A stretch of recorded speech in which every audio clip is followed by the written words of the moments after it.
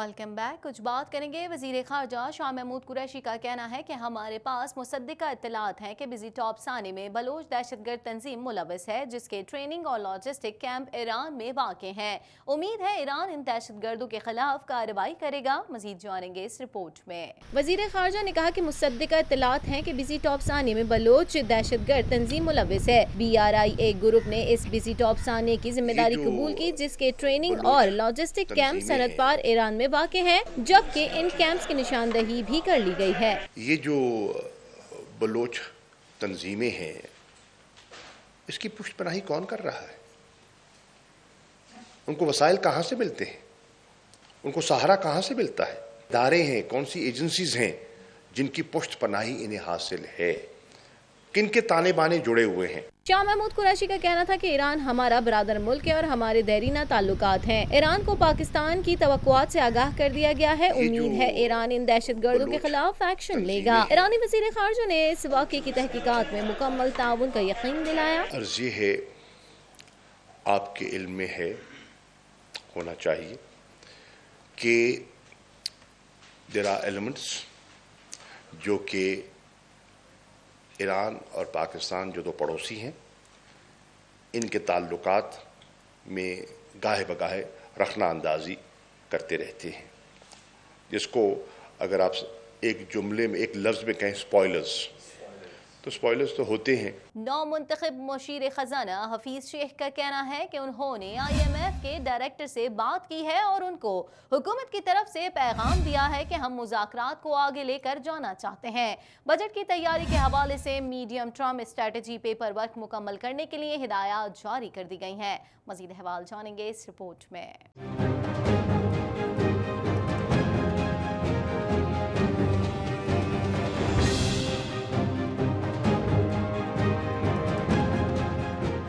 نو منتخب مشیر خزانہ حفیظ شیخ کا کہنا ہے کہ انہوں نے IMF ڈائریکٹر سے بات کی ہے اور ان کو حکومت کی طرف سے پیغام دیا کہ ہم مذاکرات کو آگے لے کر جانا چاہتے ہیں۔ اسلام آباد میں ذرائع ابلاغ عامہ کے نمائندوں سے گفتگو کرتے ہوئے انہوں نے کہا کہ IMF نے اپنی طرف سے اس پروگرام کے بارے میں یقین دہانی کرائی ہے۔ حکومت کا ارادہ ہے کہ IMF مشن جلد پاکستان آئے تاکہ اس عمل کو تیز کر کے پاکستان کے مفاد میں جلد سے جلد مکمل کیا جائے۔ مشیر خزانہ نے مزید کہا کہ بجٹ کی تیاری کے حوالے سے medium term strategy paper work مکمل کرنے کے لیے ہدایات جاری کر دی گئی ہیں۔ حفیظ عبدالحفیظ شیخ نے مشیر خزانہ کے عہدے کا چارج آج سنبھال لیا اور دفتر پہنچنے پر سینئر حکام نے ان کا استقبال کیا۔ یاد ہے کہ ڈاکٹر عبدالحفیظ شیخ سندھ کے علاقے جیکب آباد میں پیدا ہوئے۔ ان کے والد عبدالنبی شیخ پاکستان پیپلز پارٹی کے بانی ارکان میں سے تھے۔ وہ اقتصادی پالیسی سازی اور عمل درآمد کا وسیع تجربہ رکھتے ہیں۔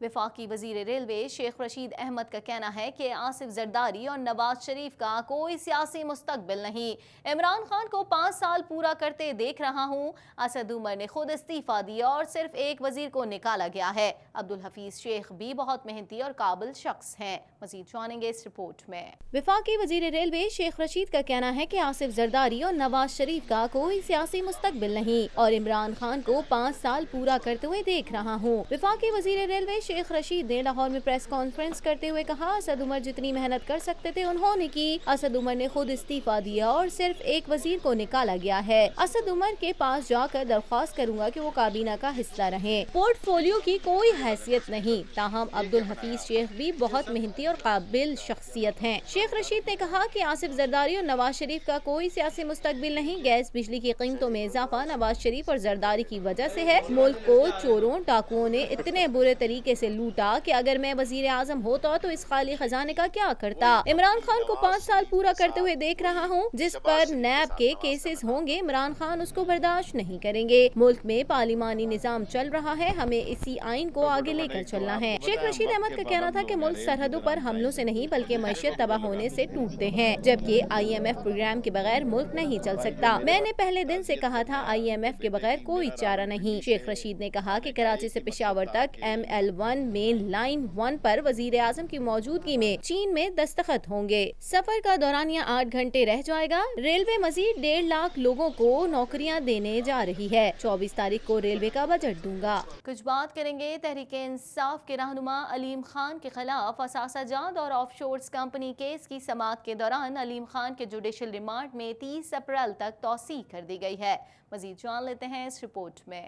پاکستان تحریک انصاف کے رہنما علیم خان کے خلاف اثاثہ جات اور آف شورز کمپنی کیس کی سماعت کے دوران علیم خان کے جوڈیشل ریمانڈ میں 30 اپریل تک توسیع کر دی گئی۔ لاہور کی احتساب عدالت میں علیم خان کے خلاف اثاثہ جات اور آف شورز کمپنی کیس کی سماعت ہوئی۔ سماعت احتساب عدالت کے جج نجم الحسن بخاری نے کی۔ تحریک انصاف کے رہنما علیم خان کو کوٹ لکھپت جیل سے احتساب عدالت پہنچایا گیا۔ اس موقع پر ان کے ساتھ قومی ادارہ احتساب نیب اور ان کی اپنی ذاتی سیکیورٹی موجود تھی۔ دوران سماعت نیب کے پراسیکیوٹر وارث جنجوعہ نے کہا کہ علیم خان کے خلاف تفتیش مکمل کر لی گئی ہے، رپورٹ تیار کی جا رہی ہے، جلد پیش کر دی جائے گی۔ عدالت نے استفسار کیا کہ کسی کو بلا وجہ کیوں جیل میں رکھا جائے۔ پراسیکیوٹر نے کہا 23 اپریل کو ہائی کورٹ میں بھی علیم خان کی ضمانت پر سماعت ہے۔ اس موقع پر علیم خان کے وکیل نے کہا کہ پہلے بھی انہوں نے یہی بات کی، اب پھر وہی کہہ رہے ہیں، کسی کو غیر معینہ مدت تک جیل میں نہیں رکھ سکتے۔ اگلے ہفتے ہائی کورٹ میں سماعت ہے تو مطلب پھر بھی کچھ نہیں ہونا۔ نیب بتائے کہ حتمی رپورٹ کب تک پیش کرے گا۔ پراسیکیوٹر نے کہا کہ نیب ریفرنس اور رپورٹ پیش کرنے کے لیے حتمی تاریخ نہیں دے سکتے۔ عدالت نے آئندہ سماعت تک حتمی رپورٹ پیش کرنے کا حکم دیتے ہوئے علیم خان کے جوڈیشل ریمانڈ میں 30 اپریل تک توسیع کر دی۔ اسی کے ساتھ ہی TNN کے نیوز اسٹوڈیو سے فی الوقت اتنا ہی۔ مزید خبروں اور اپڈیٹس کے لیے دیکھتے رہیے TNN TV۔